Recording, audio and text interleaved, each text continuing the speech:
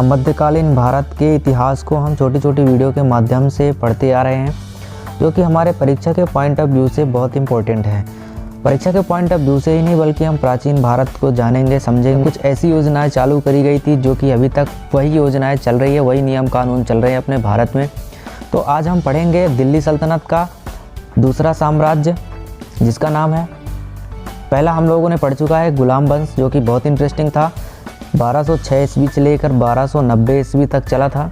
इसको हमने previous video में पढ़ चुका है, जो कि डिस्क्रिप्शन में लिंक मिल जाएगा, आप वहां जाके देख लीजिए। गुलाम वंश से रिलेटेड जितने भी प्रश्न पूछे जाते हैं परीक्षा में, आपको संपूर्ण प्रश्न वहां पे मिल जाएंगे। दोस्तों, ये दिल्ली सल्तनत हम पढ़ रहे हैं। छोटी छोटी वीडियो के माध्यम से हम पूरे दिल्ली सल्तनत को कवर करने वाले हैं। खिलजी वंश दोस्तों 1290 ईस्वी से लेकर 1320 ईस्वी तक चला था। खिलजी वंश का संस्थापक था 13 जून 1290 ईस्वी को जलालुद्दीन फिरोज खिलजी था। यह दोस्तों अफगानिस्तान से भारत आया था। इसने अपनी राजधानी किलोखरी में स्थापित करी थी। ऐसा माना जाता है कि मंगोल अगर बलबन पर आक्रमण नहीं करते तो खिलजी कर देते। दोस्तों, हमने पिछली वीडियो में मंगोलों के बारे में पढ़ा था। ये बहुत विशेष जाति के व्यक्ति होते थे जो केवल मारपीट लूट मार करते थे। यह केवल शासन नहीं करना जानते थे, केवल युद्ध करते थे। जहाँ भी जा तहस नहस कर देते, वहाँ के शासक को भी तहस नहस कर देते थे। राज्य में बलबन नाम का एक शासक था जो शासन कर रहा था।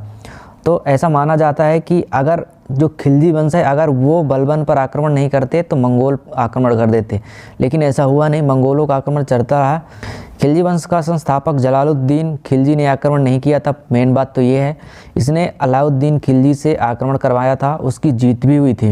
अलाउद्दीन खिलजी सबसे इफेक्टिव शासक था। हम वेरी इंपॉर्टेंट जो अलाउद्दीन खिलजी के बारे में पढ़ेंगे। ये बहुत इफेक्टिव शासक था, यानी कि लोगों के हित में इसने बहुत कुछ काम किया, इसलिए इसको इफेक्टिव शासन माना जाता है। 1296 ईस्वी में जलालुद्दीन की हत्या करके अलाउद्दीन खिलजी दिल्ली का सुल्तान बना। जलालुद्दीन फिरोज खिलजी ने 1290 ईस्वी में खिलजी वंश की स्थापना करी थी।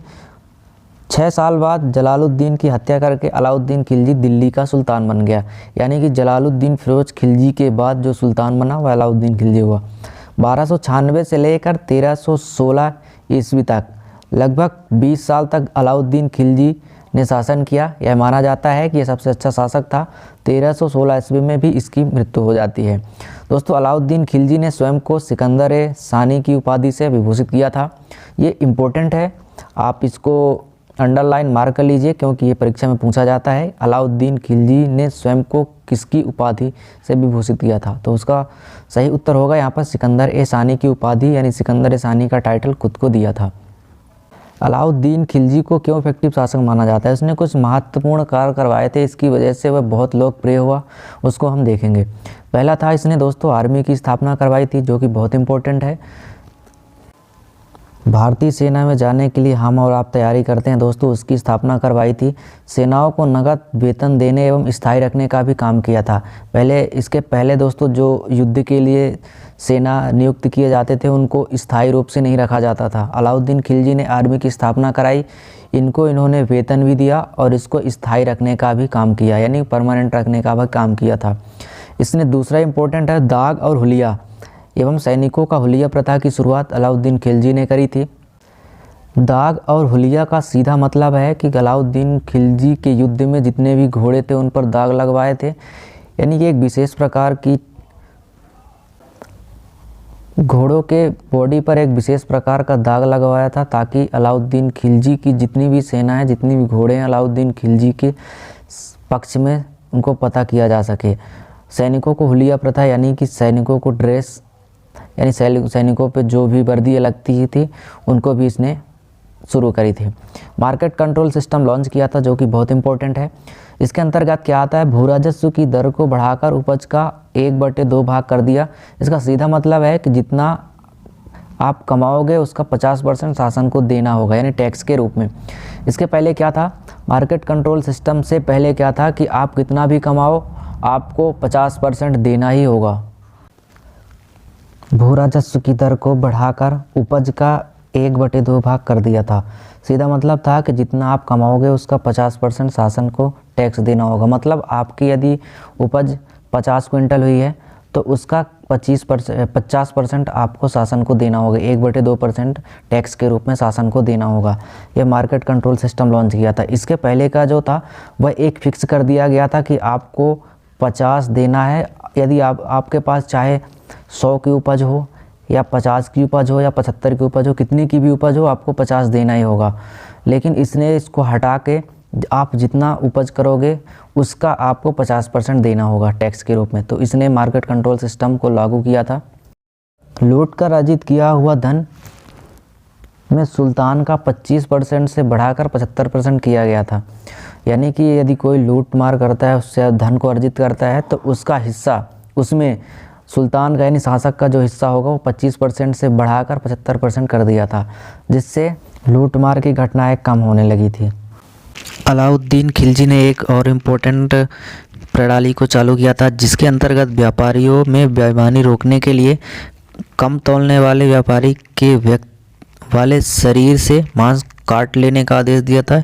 इससे अपने शासनकाल में मूल्य नियंत्रण प्रणाली को दृढ़ता से लागू किया था। यह दोस्तों व्यापारियों यानी बेईमानी रोकने के लिए इम्पोर्टेंट कदम उठाया था, जो कि बहुत प्रभावित साबित हुआ। इसके आगे है दोस्तों, मार्केट कंट्रोल सिस्टम में अलाउद्दीन खिलजी ने कुछ पद भी बनाए थे जो निम्न है। यानी पूरे मार्केट को कंट्रोल करने के लिए इसने कुछ पद बनाए थे, जिस पर इसने कुछ व्यक्तियों को पद पे रखा था, जिसमें था पहला था दीवान ए रियासत। यह क्या हुआ करता, यह व्यापारियों का नियंत्रण करता था तथा बाजार नियंत्रण की पूरी व्यवस्था का संचालन करता था, जिसे पद बनाया गया था दीवान ए रियासत। दूसरा बनाया था इसने सायना ए मंडी। प्रत्येक बाजार के लिए बाजार का अधीक्षक हुआ करता था। एक बरीद था जो बाजार के अंदर घूमकर बाजार का निरीक्षण करता था, और एक गुप्तचर हुआ करता था जो गुप्त सूचना प्राप्त करता और सुल्तान को उसकी खबर करता। मार्केट कंट्रोल सिस्टम में अलाउद्दीन खिलजी ने इन 4 पद बनाए थे, जिसके अंतर्गत पूरा मार्केट कंट्रोल हुआ था। अलाउद्दीन खिलजी ने इन चारों काम को करवाया था।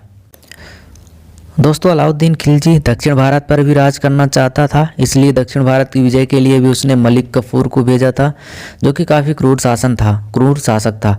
अलाउद्दीन खिलजी के द्वारा बनवाई गई कुछ महत्वपूर्ण इमारतें हैं, जिसमें जमैयत खाना मस्जिद है, अलाई दरवाज़ा, सीरी का किला, हजार खंभा महल, ये सभी अलाउद्दीन खिलजी के द्वारा बनवाए गए हैं।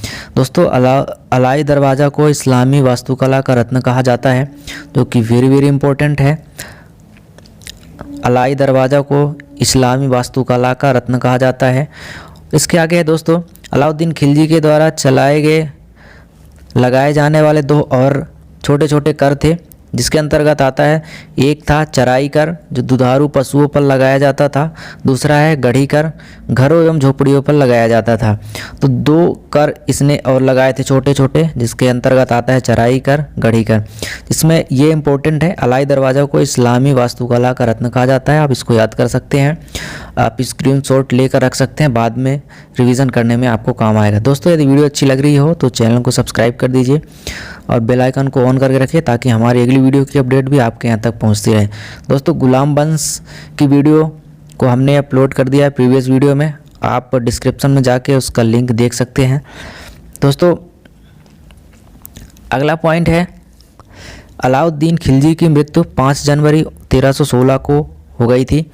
अलाउद्दीन खिलजी की मृत्यु के पश्चात कुतुबुद्दीन मुबारक खिलजी, जो 1316 ईस्वी में दिल्ली के सिंहासन पर बैठा था, मान्यता है कि कुतुबुद्दीन मुबारक खिलजी को नग्न स्त्री पुरुष की संगत बहुत पसंद थी। यह वेरी इंपॉर्टेंट है। अब मेरे थंबनेल देख को आप समझ गए होंगे कि मैंने स्त्री पुरुष की संगत क्यों दिखाई उसमें। कभी कभी राज दरबार में स्त्रियों का वस्त्र पहनकर भी आ जाता था, और कभी कभी नग्न होकर दरबारियों के बीच में दौड़ा करता था। कुतुबुद्दीन मुबारक खिलजी यह बहुत अजीबोगरीब टाइप का ये शासक था।